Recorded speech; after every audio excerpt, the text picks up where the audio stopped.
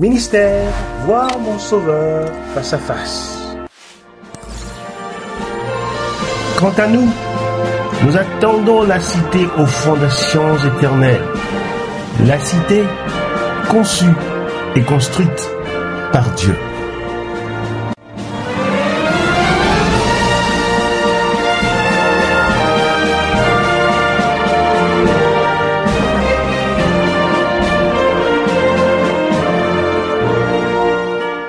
Mes frères dans la foi, nous vous saluons dans le nom précieux de notre Seigneur Jésus-Christ. Aujourd'hui, nous continuons notre série d'études intitulée Les yeux sur la cité éternelle. Le message que nous avons pour vous aujourd'hui, le 7e message s'intitule « Que celui qui lit fasse attention ».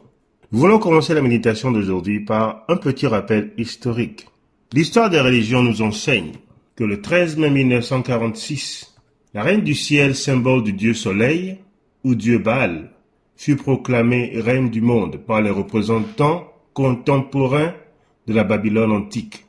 Le 13 mai 1983, cette cérémonie fut réactivée. Puis, en 1986, le document consacrant la terre à cette image était encore signé par des représentants contemporains de la Babylone antique.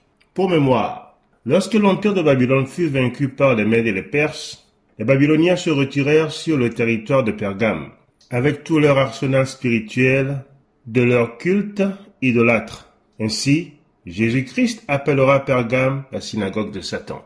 Apocalypse chapitre 2, le verset 13. De Pergame, les Babyloniens s'établirent plus tard sur le territoire de la Rome actuelle avec tout ce système de culte païen. L'Empire romain lui-même sera plus tard subdivisé en différents États, comme des provinces de l'ancienne Babylone, qui avaient chacune à leur tête un gouverneur provincial. Comme dirait un commentateur biblique, la Babylone des premiers chrétiens était Rome.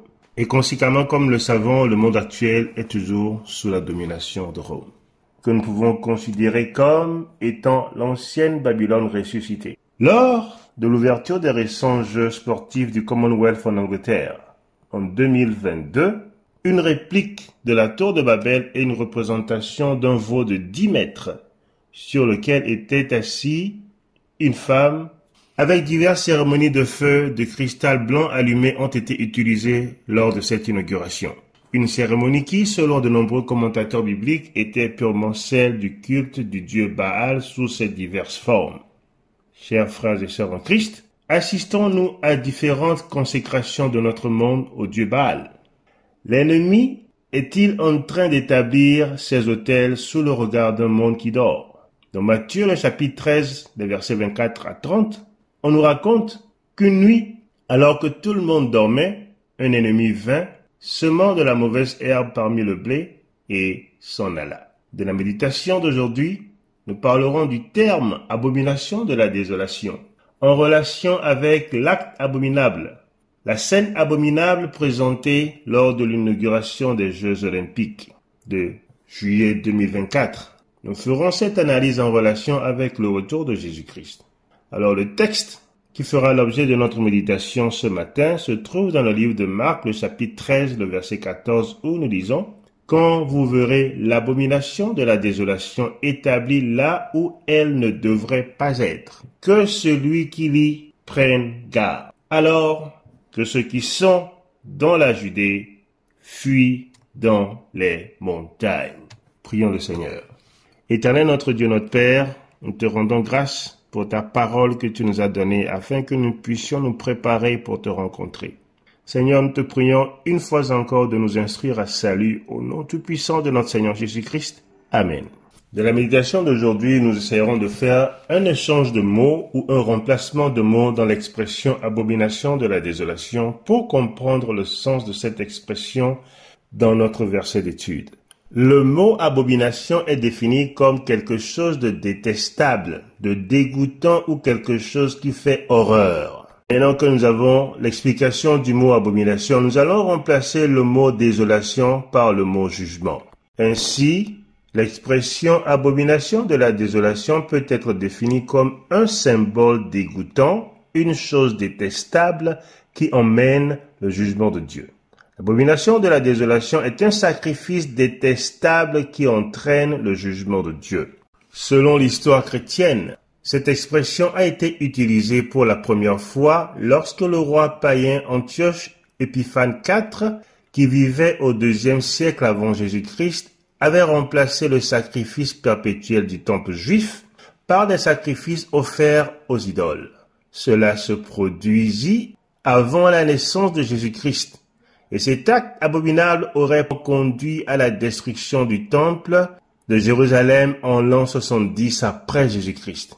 Mais ce que nous devons savoir, c'est que lorsque Jésus-Christ parla de l'abomination de la désolation dans le livre de Matthieu 24, ou dans Marc chapitre 13, il faisait cette déclaration aussi après avoir énuméré les événements qui précéderaient son retour. À présent, comparons la Sainte Seine de Jésus-Christ avec la représentation de la scène abominable qui eut lieu lors de ces Jeux olympiques. Dans la Palestine du temps de Jésus, s'asseoir pour manger avec quelqu'un était un symbole d'une alliance, d'une unité avec celui avec qui l'on mangeait. D'ailleurs, nous nous asseyons généralement pas pour manger avec quelqu'un que nous ne connaissons pas. Le faire a souvent pour but de faire connaissance avec la personne ou d'établir une relation avec elle. La Sainte Seine que Jésus a eue avec ses disciples, comme nous le disent les Écritures, est le symbole de la nouvelle alliance que Jésus-Christ a conclue avec l'humanité à travers le symbole de son sacrifice. En termes simples, la Sainte Seine de Jésus-Christ est un pacte de sang, est le pacte de sang entre Jésus-Christ et l'humanité. 2 Corinthiens 5, verset 19. Car Dieu était en Christ, réconciliant le monde avec lui-même, par son sang, bien entendu, en n'imputant point aux hommes leurs offenses, mais il a mis en nous la parole de la réconciliation. Cette sainte communion que Jésus avait eue avec ses disciples avait eu lieu dans la chambre haute. Et jusqu'à preuve du contraire, l'effusion du Saint-Esprit aurait également eu lieu dans cette même chambre haute. D'autre part, à travers le symbolisme de la communion idolâtre qui avait eu lieu récemment lors de ces Jeux, les gouverneurs des provinces de Babylone, représentés à ces Jeux, sont en train d'établir une alliance avec l'ennemi de nos âmes en remplaçant le sacré par l'idolâtre. Une abomination qui amènera naturellement le jugement de Dieu sur les impies. Et tout cela se produit alors que le monde observe les signes du retour de Jésus-Christ. La Bible nous dit, lorsque vous verrez l'abomination de la désolation dans le lieu saint, que celui qui lit fasse attention. Alors que ceux qui sont en Judée fuient dans les montagnes. La question est de savoir pourquoi fuir dans les montagnes. Parce que l'abomination emmènera le jugement de Dieu et rien ne pourra l'arrêter. C'est juste une affaire de temps. Dieu va répondre. Nous sommes en train d'assister à l'établissement des forteresses de l'ennemi jusqu'à ce que le sacrifice perpétuel soit totalement remplacé par un sacrifice idolâtre dans sa totalité. Et quand cela sera pleinement et totalement accompli, les jugements de Dieu en forme de 7 plaies comme en Égypte tomberont sur la terre. Apocalypse chapitre 16 nous le confirme. Nous voulons terminer cette étude en disant ceci. Lorsque Moïse alla rencontrer Dieu sur la montagne, le peuple d'Israël se dit que Moïse tardait à venir et demanda à Aaron, le frère de Moïse, de leur ériger un veau d'or au pied duquel ils adorèrent et dansèrent, nus. Ceci déplut à l'Éternel, et dans la colère divine, Moïse fit cette demande. À moi, ceux qui sont à l'Éternel. Ceux qui sont à l'Éternel se rangèrent du côté de Moïse, et tous ceux qui avaient choisi Baal périrent par milliers en ce jour. Le mot de fin, la scène abominable récente, a causé beaucoup de colère et d'indignation dans le milieu chrétien et même dans le milieu athée. Mais nous voulons dire ceci. La colère de tout homme face à ce qui s'est passé récemment est légitime et normale. Mais bien-aimés frères en Christ, la colère humaine ne suffira pas pour nous mettre à l'abri de la colère de Dieu. Notre colère peut être juste et légitime, mais la Bible nous demande de nous repentir, comme l'a demandé Moïse à ceux qui se sont rangés du côté de l'Éternel chers frères et sœurs en Christ, répentez-vous.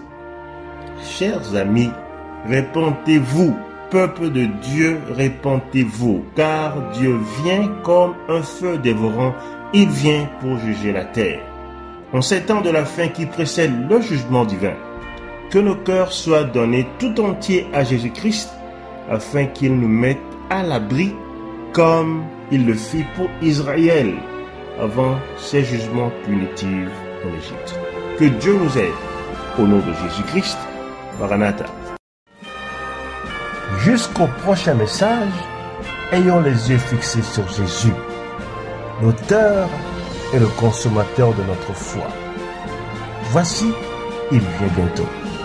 Cher ami, prépare-toi à la rencontre de ton Dieu.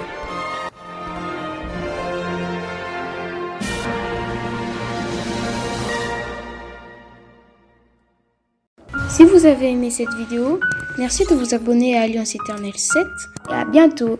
Bye!